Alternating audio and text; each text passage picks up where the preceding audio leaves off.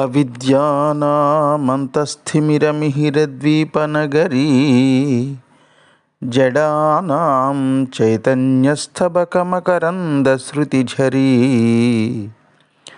దరిద్రాణాం చింతామణిగుణనికా జన్మజలధౌ నిమగ్నానాం దంష్ట్రామురరిపువరాహస్య భవతి. శుక్లాంబరధరం విష్ణుం శశివర్ణం చతుర్భుజం ప్రసన్నవదనం ఛాయేత్ సర్వవిఘ్నోపశాంతయే.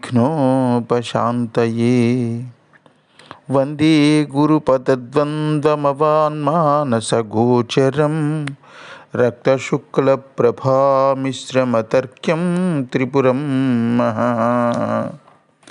సానందమానందమనే వసంతం ఆనందకందం హతపాపబృందం వారాణసీనాథమనాథనాథం శ్రీ విశ్వనాథం శరణం ప్రపద్యే. విశ్వేశం మాధవం ఢుంఢిం దండపాణిం చ భైరవం వందే కాశీగుహాం గంగాం భవానీం మణికర్ణికాం. హర నమః పార్వతీపతయే హర హర మహాదేవ శంభో శంకర.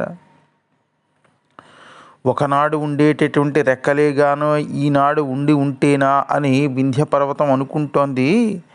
ఆ రెక్కలే ఉండి ఉంటే రివ్వున ఎగిరి నా శత్రువు అయినటువంటి మేరు పర్వతాన్ని ఒక తొక్కు తొక్కెద్దును.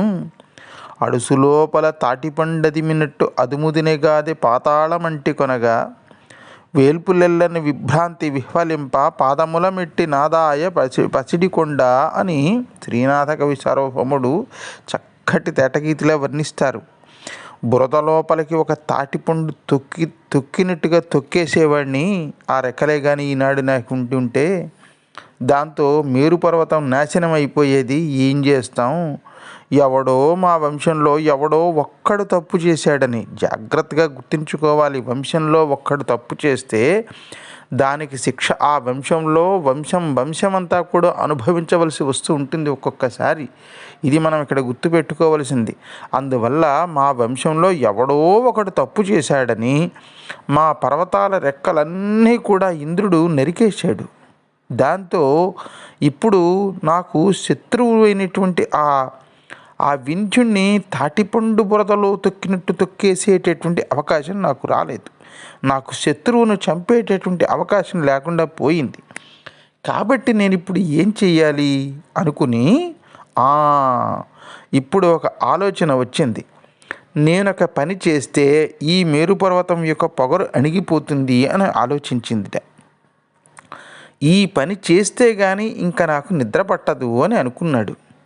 శ్రీనాథ కవి సార్వభౌముడు ఉత్పలమాల ఆవృతంలో ఒక బ్రహ్మాండమైనటువంటి ఒక పద్యాన్ని ఆయన ఆవిష్కరించారు.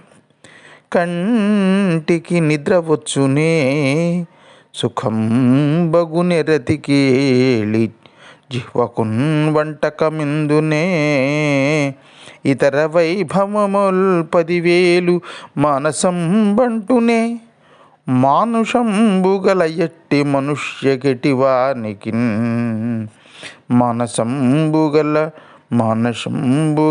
మానుషంబుగల ఎట్టి మనుష్యనకెటివానికి గంటకుడైన శాస్త్రవుడొకండు తనంటి వాడుగల్గినన్ కంటకుడైన శాస్త్రవుండొకండు తనంతటి వాడుగల్గినన్ కంటికి నిద్రవచ్చునే. మనస్సుకు మనకి ఎప్పుడైనా సరే మనకు సమవుజ్జి అయినటువంటి శత్రువు ఒక్కడుంటే ప్రతి వ్యక్తికి కూడా దుఃఖం ఎక్కువైపోతూ ఉంటుంది. అటువంటి శత్రువు నాశనం అయిపోయేదాకా మన కంటికి నిద్ర రాదు. ఆఖరికి ఆ భార్యతో వచ్చేటటువంటి ఆ సుఖం కూడా రాదు. ఎన్ని వంటకాలు ఉండనివ్వండి, ఎదురుగుండా పంచభక్ష పరవాన్నాలు ఉండనివ్వండి, ఎంతో రుచికరంగా ఆ వాసన చూస్తుంటే అబ్బా ఒక్కసారి నాలుక మీద వేసుకుని తినాలని అనిపించేటటువంటి వంటకాలు ఉండనివ్వండి మన ఎదురుగుండా, అవి ఏవి కూడా మన పళ్ళకి రుచిగా ఉండవుట, పంటికి రుచింపవు. నాలుక మీద వేసుకుంటే వాటి రుచి ఏమీ తగలదు. ఎంత వైభవం ఉన్నా సరే మనస్సు ప్రశాంతంగా ఉండదు. శత్రువు ఉన్నంతకాలం వైభవం కింద ఉండదు. ఇప్పుడు ఈ శత్రువుని నాశనం చేసేటటువంటి ఆలోచన చాలా బాగా చెయ్యాలి అని అనుకున్నాడు వింధ్యుడు. అనుకుని ఆ మేరు పర్వతం చుట్టూ నవగ్రహాలు తిరగకుండా అడ్డేద్దాం. అందున సూర్యుడొక్కడు మేరు పర్వతం చుట్టూ తిరగకుండా ఉంటే ఇంకా మేరువు యొక్క కీర్తి నశించిపోతుంది.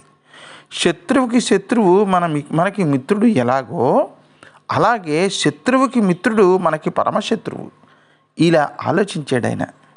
ఇప్పుడు ఆయన కసి మేరువు మీద నుంచి సూర్యుడి మీదకి వెళ్ళింది. ఆ సూర్యుడి మీద పడింది ఇప్పుడు ఆయన యొక్క కసి. ఎందుకని? మేరువు చుట్టూ సూర్యుడు తిరుగుతున్నాడు అంటే మేరువుకి ఆయన మిత్రుడే కదా, అంటే నా శత్రువుకి మిత్రుడే కదా. అందుకని నా శత్రువుకి మిత్రుడు నాకు శత్రుడు, నాకు పరమశత్రుడు. అందుకని ఇప్పుడు నేను ఒక్కసారి వాడిని వెళ్ళి అడ్డగించానంటే ఇంకా ఆ తర్వాత నా పగ చల్లారిపోతుంది అనుకున్నట్ట. ఎంతటి పిచ్చి ఆలోచన చేశాడండి నిజంగాను. సూర్యుడు మేరువు చుట్టూ తిరుగుతూ ఉంటే మేరువుకి మంచి పేరు వస్తుంది. అందుచేత మేరువు చుట్టూ సూర్యుడు తిరగకూడదు. సూర్యుడిని ఆపేస్తే లోకాలు నాశనం అయిపోతాయి. లోకాలు నాశనం అయిపోతే మేరువు నాశనం అయిపోతుంది. అప్పుడు నా పగ చల్లారుతుంది అని అనుకున్నాడు. ఎంత దుర్మార్గపు ఆలోచన చూడండి. కాలప్రభావం వల్ల ఆ వింధ్య పర్వతం అలా అనుకుని ఏం చెయ్యాలి? సూర్యుని ఆపాలంటే నాకు రెక్కలు లేవు కాబట్టి నేను ఎగరలేను, కానీ నా దగ్గర ఇంకొక శక్తి ఉన్నది. నేను ఇలా పొడుగ్గా పైకి ఎంత ఎత్తైనా ఎదిగిపోతాను. నాకు పైకి ఎదిగేటటువంటి శక్తి నాకు దగ్గర ఉన్నది. ఆయన ఒక పక్షిలాగా ఎగరలేడు కానీ పైకి ఎదగగలడు, కిందకి దిగగలడు. అందుకని వెంటనే ఏం చేశాడంటే తనకున్నటువంటి ఆ వరం, ఆయనకు వరం ఉంది. ఆ వరం బ్రహ్మగారు ఒక వరం ఇచ్చారు. ఆ వరంలో తన మహిమతో ఒక్కసారిగా ఆకాశం అంత ఎత్తులోకి ఎగిరిపోగలడు. అలా ఎగిరిపోయాడు కూడా. ఎంత పైకి ఎగిరిపోయాడో తెలుసా అండి? పెరిగిపోయాడో. పైకి ఎగరడం కాదు, పైకి పెరిగాడు. ఎంత పైకి పెరిగాడు అంటే సూర్యుడు వచ్చి ప్రయాణిస్తే ఆ సూర్యుడి యొక్క పథానికి, ఆ దారికి అడ్డం వచ్చేంత ఎత్తు ఎదిగిపోయాడు. అందువల్ల ఆ కొండ అలా పెరిగిపోవడం వల్ల పొద్దున్నే ఉదయాద్రి నుంచి బయలుదేరినటువంటి ఆ సూర్యుడి యొక్క రథం ప్రతిరోజు భూమండలం చుట్టూ తిరుగుతాడు. అది కూడా మేరు పర్వతం చుట్టూరా తిరుగుతాడు. అలా సూర్యభగవానుడు ఈ భూమి మీద ఆవరించి ఉన్నటువంటి చీకట్లని పోగొడుతూ భూప్రపంచంలో సకల చరాచర జీవరాశులను ఉత్తేజపరుస్తూ ఉజ్జీవింపజేస్తూ తూర్పు దిక్కున ఉదయించాడు. సరే, ఉదయించిన తర్వాత ఆ రథం అలా ప్రయాణం, ఎందుకంటే నిరంతరం ఆ రథం ఆగకుండా ప్రయాణిస్తుంది. సూర్యనారాయణమూర్తి యొక్క రథం. ఆ రథం అలా ప్రయాణం సాగిస్తూ మెల్లగా అలా దక్షిణ దిక్కుకు చేరుకున్నదిట. అంటే భారతదేశంలో ఉన్నటువంటి దక్షిణ దిక్కు అని అనుకోవచ్చు ఇక్కడ మనం. అక్కడ ఆ దక్షిణ దిక్కు నుంచి ఇంక ఉత్తరం దిక్కుకు అటువైపు అలా వెళదామని అనుకునేసరికి అక్కడ అడ్డంగా వింధ్య పర్వతం పెరిగిపోయి ఉంది కదా అప్పటికే. వింధ్య పర్వతానికి తగిలి సూర్యుడి యొక్క ఆ రథాన్ని లాగుతున్నటువంటి 7 గుర్రాలు అలా ఆగిపోయేట ఒకసారి. అంటే ఎంత ఎత్తు ఎదిగిందో చూడండి వింధ్య పర్వతం. సూర్యుడి యొక్క రథాన్ని 7 గుర్రాలు లాగుతూ ఉంటాయి. ప్రతిరోజు సూర్యోదయం కంటే ముందుగా మనం లేచి చూస్తే, ముఖ్యంగా హిమాలయ పర్వత ప్రాంతాల్లో నివసించేటటువంటి వాళ్ళకి ఈ అవకాశం ఉంటుందిట. తూర్పు దిక్కుకి 7 రంగుల కిరణములు స్పష్టంగా కనిపిస్తాయిట. ఆ 7 రంగుల కిరణములు కూడా సూర్యుడి యొక్క రథాన్ని లాగుతున్నటువంటి గుర్రముల యొక్క రంగులు. ఆ ఇంద్రధనస్సులో చూడండి రంగులు ఉంటాయి. ఒకటి ఆకుపచ్చగా, ఒకటి ఎర్రగా, ఒకటి నీలంగా, ఒకటి ఊదా రంగులో, ఒకటి నారింజ పండు రంగులో, ఒకటి పసుపు వర్ణంలో, ఇంకొకటి బూడిద రంగు, ఇండిగో కలర్ అంటారు అది. అలా ఒకటి ఇలా 7 రంగుల కిరణాలు కనిపిస్తాయి. అటువంటి గుర్రాలు పూంచబడినటువంటి దివ్యరథములో సూర్యభగవానుడు ప్రతి నిత్యము ఒక్క క్షణం కూడా విశ్రాంతి తీసుకోకుండా తిరుగుతాడు. అటువంటి రథం వచ్చి ఎక్కడైతే ఈ వింధ్య పర్వతం అంత ఎత్తుకు ఎదిగిపోయిందో ఆ ఎదిగిపోయినటువంటి వింధ్య పర్వతానికి ఢీక్కొని ఆగిపోయింది. తర్వాత జరిగినటువంటి పరిణామక్రమం ఏమిటో మనం రేపటి భాగంలో శ్రద్ధగా వినే ప్రయత్నం చేద్దాం భక్త మహాశైలారా.